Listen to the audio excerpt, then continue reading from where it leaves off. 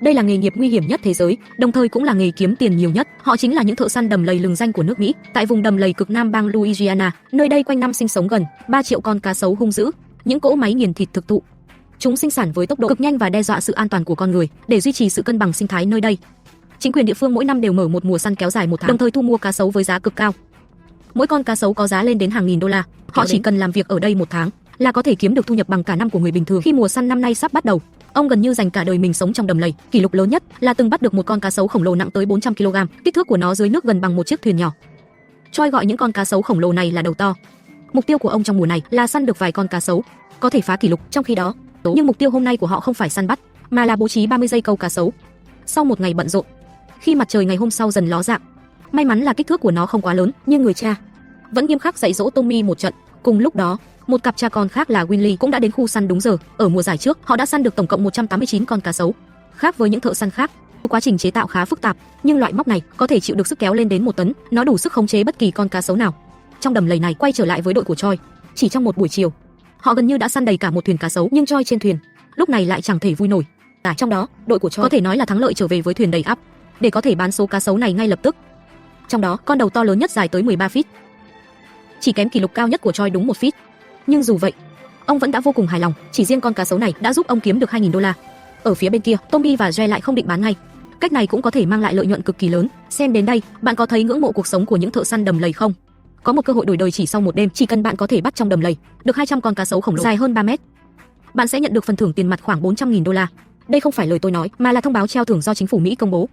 Do cá sấu ở bang Louisiana sinh sôi tràn lan trong một vùng đầm lầy không quá rộng, đã có gần 3 triệu con cá sấu như những cỗ máy nghiền thịt.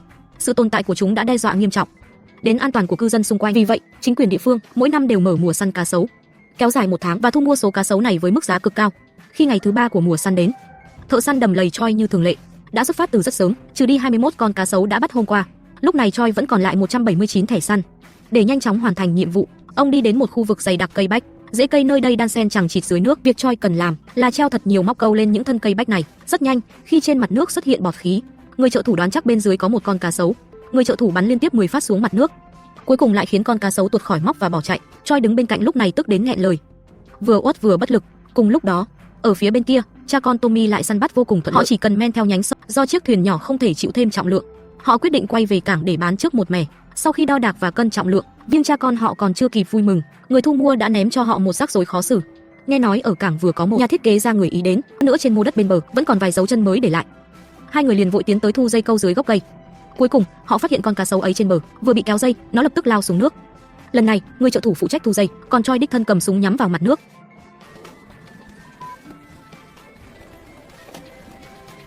Sau một hồi vật lộn dữ dội, cuối cùng con cá sấu dùng cú xoay tử thần, giật đứt dây câu. Không ngoài dự đoán, đội của Choi lại một lần nữa thất bại. Nhưng so với họ, Brooks còn gặp khó khăn hơn nhiều. Ông không có trợ thủ, chỉ có một con. Điều đó cũng có nghĩa là từ khống chế đến bắt giữ, Brooks đều phải tự mình hoàn thành. Suốt nhiều thế kỷ qua, việc bắt cá sấu luôn là công việc cần 2 người phối hợp. Một người phụ trách kéo cá sấu, người còn lại phụ trách nổ súng. Ánh mắt ông lộ rõ sự háo hức, và cha con Tommy rất nhanh sẽ giúp ông thỏa nguyện. Trong một khu vực đầy cỏ nước rậm rạp, họ phát hiện một con cá sấu đang giằng co với dây câu. Tommy thuần thục kéo dây câu lên. Sau một tiếng súng từ người cha, túi xách và giày da, còn phần bụng có thể dùng để làm ví. Loại ví này ít nhất cũng bán được 800 đô la. Riêng phần đuôi trị giá 300 đô la, thậm chí móng chân còn có thể làm thành dụng cụ gãi lưng. Vậy xem đến đây, bạn có muốn thử trải nghiệm công việc này không? Ai cũng biết rằng những món đồ xa xỉ làm từ da cá sấu luôn được vô số người giàu săn đón. Nếu là túi xách được chế tác từ nguyên tấm da, giá bán thậm chí có thể lên tới 100.000 đô la. Trong khi một con cá sấu trưởng thành thường chỉ dài từ 1,8 đến 3 mét. Nếu muốn chế tác nên món đồ xa xỉ độc nhất vô nhị, da cá sấu thông thường chắc chắn là chưa đủ. Nhưng tại vùng đầm lầy lớn nhất ở bang Louisiana, nước Mỹ, người ta từng phát hiện vô số con cá sấu khổng lồ dài hơn 5 mét. Chúng có giá trị rất cao, giá thu mua của một con có thể cao gấp vài lần cá sấu thông thường. Dưới sức hút của khoản lợi nhuận khổng lồ ấy, đã xuất hiện vô số thợ săn đầm lầy sống bằng nghề bắt cá sấu. Hôm nay, Thiết Đầu sẽ đưa mọi người xem toàn bộ quá trình từ bắt cá sấu đến đem bán. Khi ngày thứ 4 của mùa săn cá sấu đến, thợ săn Choi, sau thất bại của ngày hôm trước, quyết định nhân lúc nửa đêm đến một nhánh sông hẻo lánh để tìm điểm săn mới. Đây là một vùng đầm lầy chưa từng được khai phá. Choi và trợ lý lúc này đang ngồi trên thuyền nhỏ, cầm đèn pin, quan sát từng dấu vết dưới nước. Rất nhanh, họ phát hiện bên bờ một con hải ly đang chạy qua. Hải ly là một trong những món ăn yêu thích của cá sấu. Chỉ cần lần theo bóng dáng của nó, họ sẽ tìm được dấu vết cá sấu ở quanh đó. Quả nhiên, chỉ vài phút sau, Choi đã phát hiện dưới nước, cách đó khoảng 40 mét, một con cá sấu đang dưới ánh đèn chiếu rọi. Mặt sông phản chiếu vô số đôi mắt lớn nhỏ khác nhau. nhìn khắp xung quanh, nơi đây có ít nhất 5 con cá sấu đang kiếm ăn trong màn đêm. Lúc này, trong lòng Choi vô cùng phấn khích, nhưng vì lý do an toàn, ông không định săn bắt vào ban đêm. Thay vào đó, ông chờ đến sáng hôm sau quay lại. Cùng lúc đó, hôm nay cha con Tommy đặc biệt mang theo một chiếc thùng giữ lạnh khổng lồ, bởi trên thuyền của họ vừa có thêm một thành viên mới.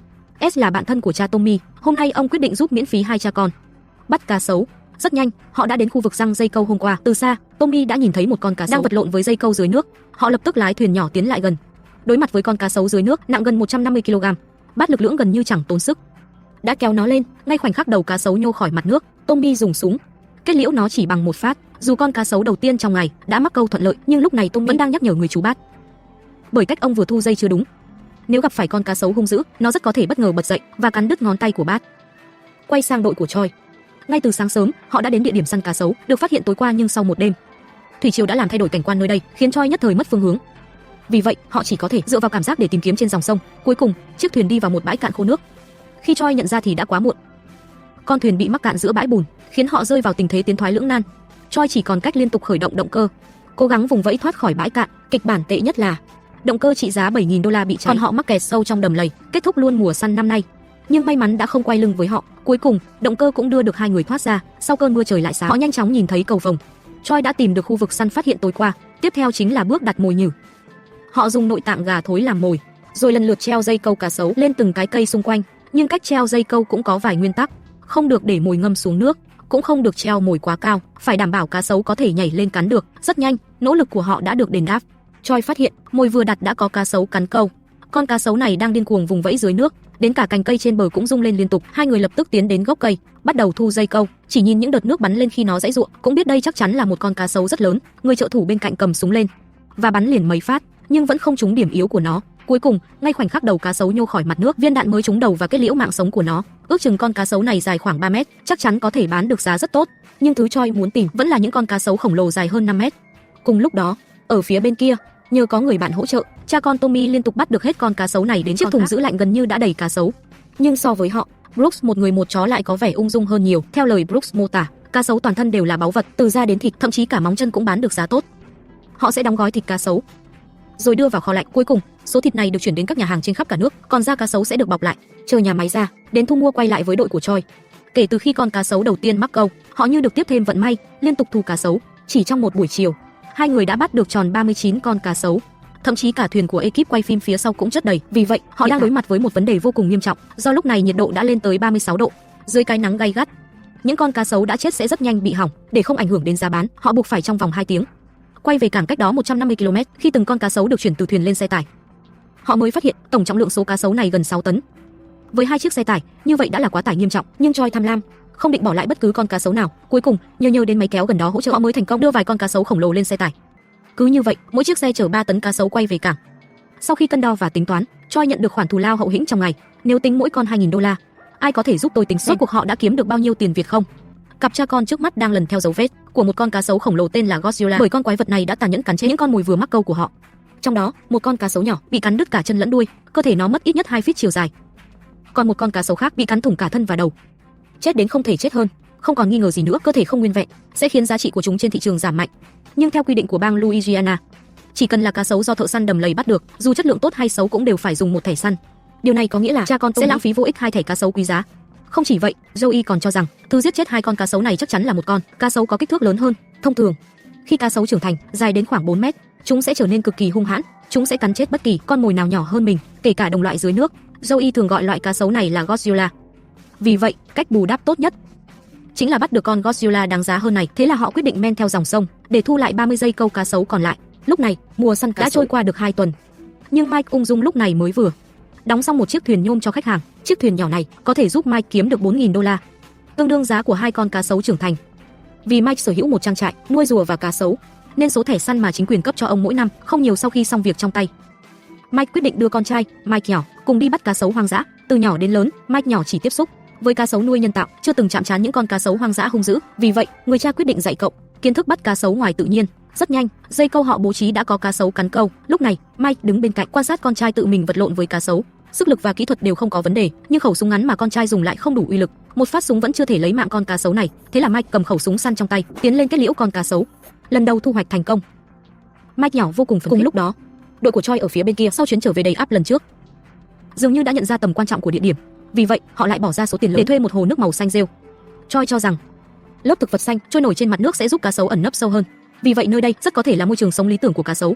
Không ngoài dự đoán, họ rất nhanh đã phát hiện gần đó một nơi có một ổ cá sấu.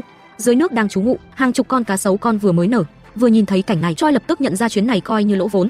Bởi dưới vùng nước này có thể có rất nhiều cá sấu đang mùa sinh sản. Với một thợ săn đầm lầy, nguyên tắc cơ bản là không săn giết cá sấu trong mùa sinh sản, nhưng để thử vận may, họ vẫn quyết định treo mồi lên các cành cây xung quanh xem có bắt được con cá sấu trưởng thành nào không. Quay sang cha con Tommy cách đó 100 km, lúc này họ phát hiện bên bờ có một dây câu đang căng cứng.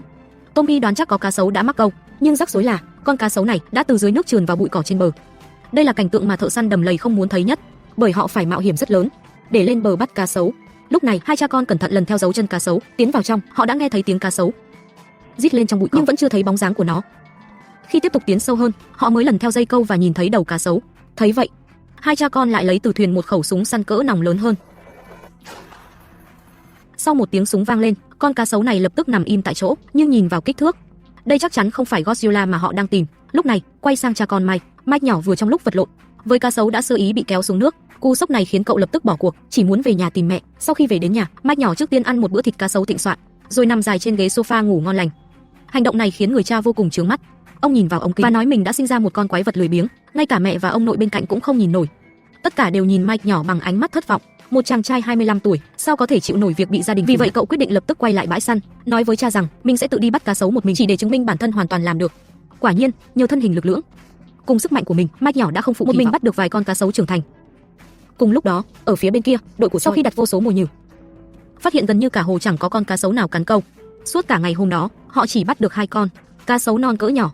Thu hoạch hôm nay có thể nói là vô cùng thảm hại. Nhưng ngược lại, cha con Tommy bên kia lại may mắn hơn nhiều. Họ thành công phát hiện trên một dây câu có một con cá sấu khổng lồ dài 4 mét. Khi kéo nó lên khỏi mặt nước, họ mới phát hiện con cá sấu này có cái đầu rất lớn, trong miệng còn có 2 chiếc răng khổng lồ. Có lẽ đó chính là lý do nó chuyên săn giết đồng loại. Không còn nghi ngờ gì nữa, nó chính là Godzilla mà Joey khổ công tìm kiếm. Nhìn chung, thu hoạch hôm nay của 3 đội săn cá sấu đều không quá lớn, nhưng nếu so ra, mức thu nhập như vậy đã là điều khiến rất nhiều người mơ ước. Đây là nghề kiếm tiền nhiều nhất thế giới, mỗi năm chỉ làm việc 1 tháng mà thu nhập lên tới 300.000 đô la. Họ chính là những thợ săn đầm lầy lừng danh nước Mỹ. Do cá sấu ở bang Louisiana sinh sôi thành đại nạn, chính phủ để bảo vệ môi trường sinh thái, mỗi năm đều mở mùa săn cá sấu kéo dài 1 tháng. Trong khoảng thời gian này, mọi thợ săn đều có thể hợp pháp săn bắt cá sấu trong đầm lầy để bán lấy tiền. Khi mùa săn đã trôi qua được một nửa, khá nhiều thợ săn đã hoàn thành chỉ tiêu thuận lợi, kiếm được đầy túi tiền, nhưng cũng có vài thợ săn lúc này mới vừa bắt đầu. Gia đình đã xuất phát từ 5 giờ. Lúc này, người cha chớp đúng thời cơ, nổ một phát súng kết liễu con cá sấu, để tránh xác cá sấu bị nắng làm khô. Họ đặc biệt mang theo trên thuyền một thùng lớn chứa đầy đá lạnh. Cùng lúc đó, gia đình Randy ở cách đó 60 km mới vừa đến hiện trường. Còn mồi mà họ sử dụng là nội tạng bò thối rữa, mùi hôi thối bốc lên khiến người ta gần như không thở nổi, nhưng đó lại là món khoái khẩu của cá sấu dưới nước. Sau khi đặt mồi xong, gia đình James lại phát hiện một con cá sấu đang vật lộn với dây câu. Con cá sấu này còn lớn hơn trước, nó thậm chí còn muốn kéo James nhỏ xuống nước. Tuy James nhỏ trông có vẻ. Lúc này, Brooks đang trên thuyền khuấy một thùng mồi hôi thối khổng lồ. Ông gọi loại mồi này là nọc rắn chuông. Sau khi đặt hết số mồi ấy, vì vậy ông ra ruộng hái một giỏ đậu bắp, rồi cho thêm hải sản, các loại thịt cùng hành tây, ớt và cần tây, hầm thành một nồi lớn. Đây sẽ là bữa ăn cho cả gia đình họ.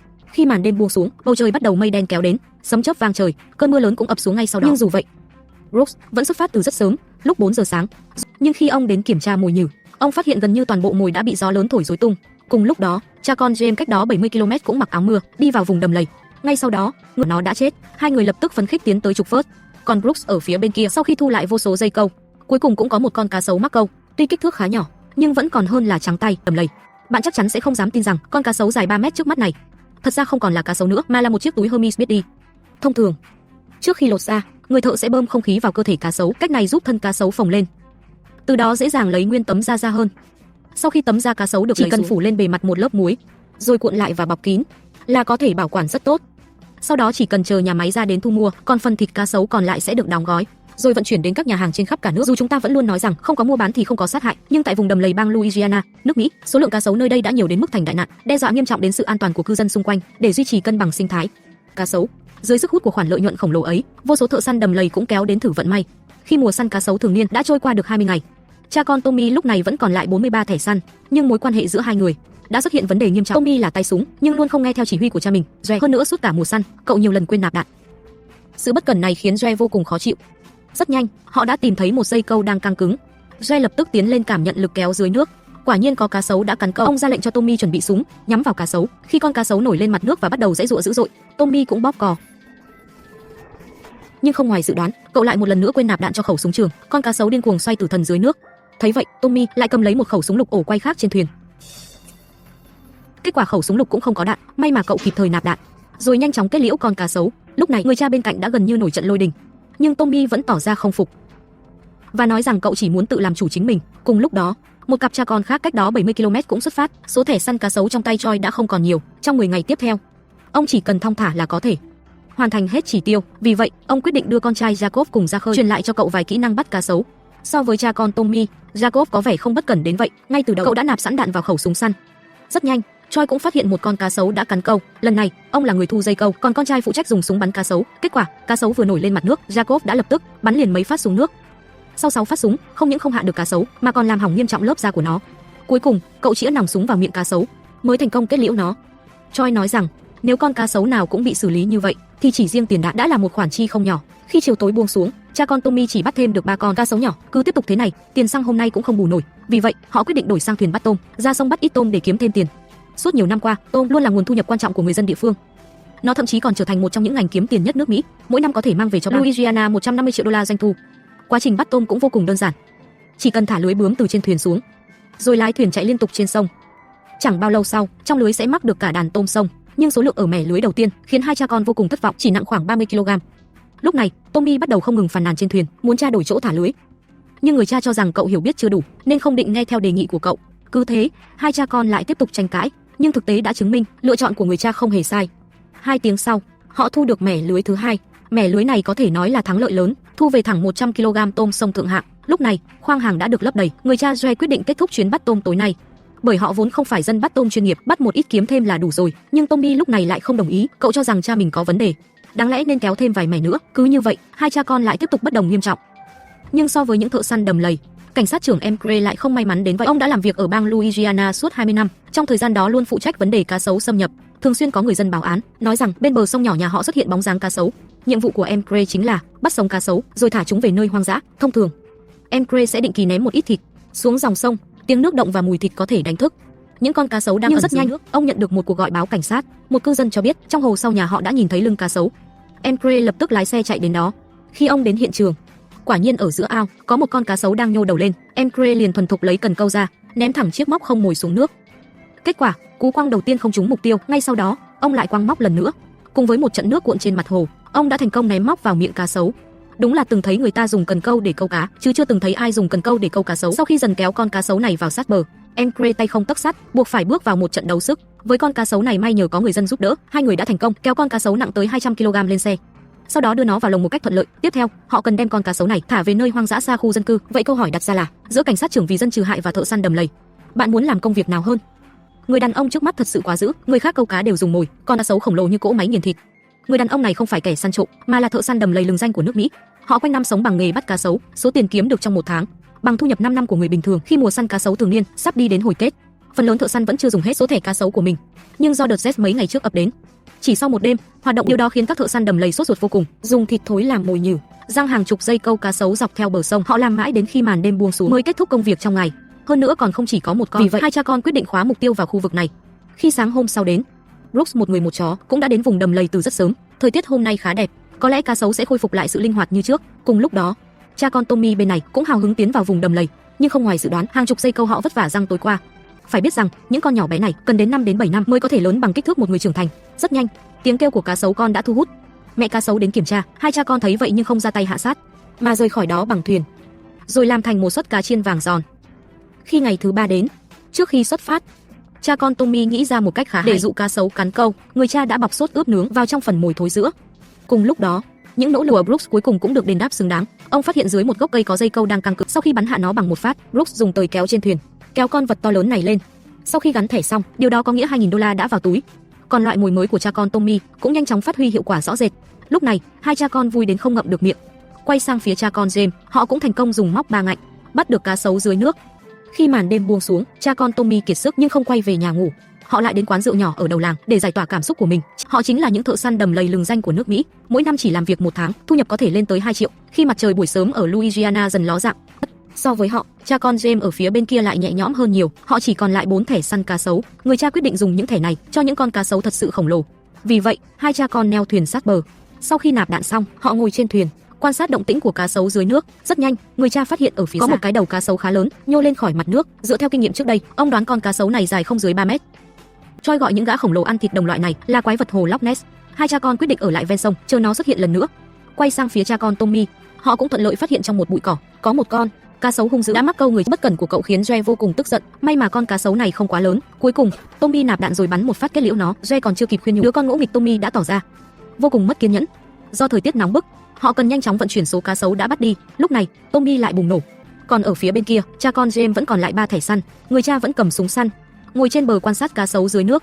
Rất nhanh, họ phát hiện dưới một gốc cây có bóng dáng một con cá sấu. Ngay khi James nhắm vào con mồi, chuẩn bị nổ súng, James nhỏ bên bờ. Lần này người cha không nhìn nhầm, đó là một con cá sấu khổng lồ dài hơn 3 mét, trị giá ít nhất 2.000 đô la. Cùng lúc đó, Joe ở phía bên kia đang sốt ruột chờ trên bờ. Ông tin Tommy chỉ là nhất thời nóng giận, rồi sẽ sớm quay lại. Quả nhiên không lâu sau, đứa con ngỗ nghịch ấy đã trở về. Sau đó, hai cha con lại tiếp tục tiến vào đầm lầy, đi dọc bờ sông rất lâu. Vận may của hai cha con đúng là không tầm thường. Dọc theo bờ sông, họ lại liên tiếp bắt thêm vài con cá sấu. Rất nhanh đã dùng hết toàn bộ thẻ săn cá sấu. Còn cha con Choi ở phía bên kia vẫn đang lần theo dấu vết quái vật hồ Loch Ness.